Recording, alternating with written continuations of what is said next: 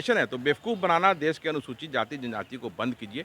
हमारी लड़ाई जो है वो कोटे में कोटा का जो जजमेंट आया है उसके लिए लड़ाई है। क्रीमी लेयर की बात करके बेवकूफ़ बनाना बंद करें, क्योंकि वो जानते हैं कि अगर गलती से क्रीमी लेयर लागू हो गया तो सबसे पहले उन पे ही गाज गिरेगी। सिर्फ एक ये ऑब्जर्वेशन है, ये कोई सर्वोच्च न्यायालय का जजमेंट नहीं है।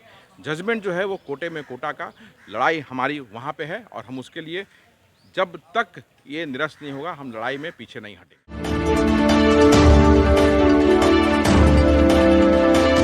आरक्षण में अभी जो सुप्रीम कोर्ट की टिप्पणी के बाद जो मामला सामने आ रहा है, सरकार क्या उसका क्रेडिट ले रही है ये कह के कि ये लागू नहीं होगा क्रीमी लेयर? नहीं, देखिए मुद्दा जो है ना वो क्रीमी लेयर वाला मुद्दा है ही नहीं कि वो बिकॉज वो सर्वोच्च न्यायालय का एक सिर्फ ऑब्जर्वेशन है। और आज जो प्रधानमंत्री जी की तरफ से आया है ये कि ये क्रीमी लेयर लागू नहीं होगा, तो ये प्रश्न ही नहीं उठना चाहिए, क्योंकि ये सुप्रीम कोर्ट का कोई जजमेंट नहीं है, ऑब्जर्वेशन है। तो बेवकूफ़ बनाना देश के अनुसूचित जाति जनजाति को बंद कीजिए। हमारी लड़ाई जो है वो कोटे में कोटा का जो जजमेंट आया है उसके लिए लड़ाई है, और उसके लिए पूरे देश का अनुसूचित जनजाति एकमत है। और 21 अगस्त के इसके विरोध में अगर सरकार ने उसके पहले अगर इसे निरस्त नहीं किया तो 21 अगस्त को हम भारत बंद करेंगे। और जितने भी जो 100 सांसद जो वहाँ गए मिले, वो लोगों को क्रीमी लेयर की बात करके बेवकूफ़ बनाना बंद करें, क्योंकि वो जानते हैं कि अगर गलती से क्रीमी लेयर लागू हो गया तो सबसे पहले उन पे ही गाज गिरेगी। और क्रीमी लेयर का कोई कहीं से प्रश्न उठता ही नहीं है, क्योंकि ये मैं फिर दोहराऊंगा कि सिर्फ एक ये ऑब्जर्वेशन है, ये कोई सर्वोच्च न्यायालय का जजमेंट नहीं है।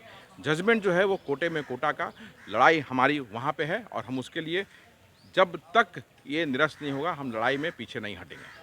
कई सांसद जो शेड्यूल कास्ट के हैं, अनुसूचित जाति के, वो सीधे सीधे कह रहे हैं कि चिंतित हैं वो काफ़ी सुप्रीम कोर्ट की टिप्पणी से। अरे भाई, चिंतित हैं तो उसको निरस्त कराएं ना, अध्यादेश सरकार को बोले लाने के लिए, सरकार पे दबाव बनाएं। और अगर सरकार नहीं देती है तो अनुसूचित जाति और जनजाति को रिप्रेजेंट आप कर रहे हैं। 131 सांसद हैं पूरे देश में अनुसूचित जाति जनजाति के, आप इस्तीफा कर दीजिए, क्योंकि इससे बढ़ के कुछ नहीं है। जिस समाज को आप रिप्रेजेंट करते हैं और उसकी हकमारी होगी, आरक्षण पे हकमारी होगी, तो आपका पार्लियामेंट में रहना नहीं रहना बात बराबर है। ये बेवकूफ़ बनाने का काम जो कर रहे हैं आप क्रीमी लेयर के नाम पे कि आपने सरकार से बात की, तो सरकार से बात करिए नहीं करिए, ये ऐसे भी लागू नहीं होना था, क्योंकि ये सर्वोच्च न्यायालय का सिर्फ एक टिप्पणी एंड ऑब्जर्वेशन था। लड़ाई हमारी कोटा में जो आरक्षण जो करने की बात की गई है उसकी लड़ाई है। अच्छा, एक सवाल ये है कि एक बार फिर से बिहार में विशेष राज्य के दर्जा की बात उठ रही है।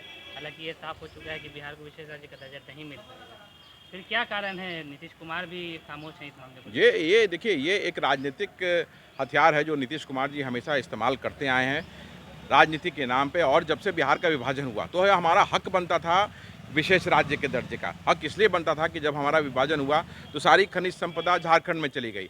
हम उत्तर बिहार में नदियों से घिर गए, जहाँ बाढ़ ही बाढ़ है। दक्षिण बिहार में चलेंगे तो सिर्फ सुखाड़ है।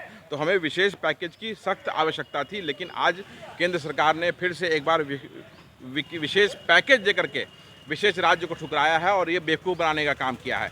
अगर विशेष राज्य मिलता हमें, अगर आज से करीबन जब से सरकार विभाजन हुआ स्टेट का, अगर उसी के कुछ दिनों बाद जब ये मांग उठी थी, अगर विशेष राज्य का दर्जा मिल गया होता तो आज हमारा स्टेट जो है बहुत आगे निकल चुका होता। लेकिन आज हम विशेष राज्य की मांग कर रहे हैं, लेकिन विशेष पैकेज का एक झुंझुना थमा करके राज्य के लोगों को ठगने का काम आदरणीय प्रधानमंत्री श्री नरेंद्र मोदी ने किया है।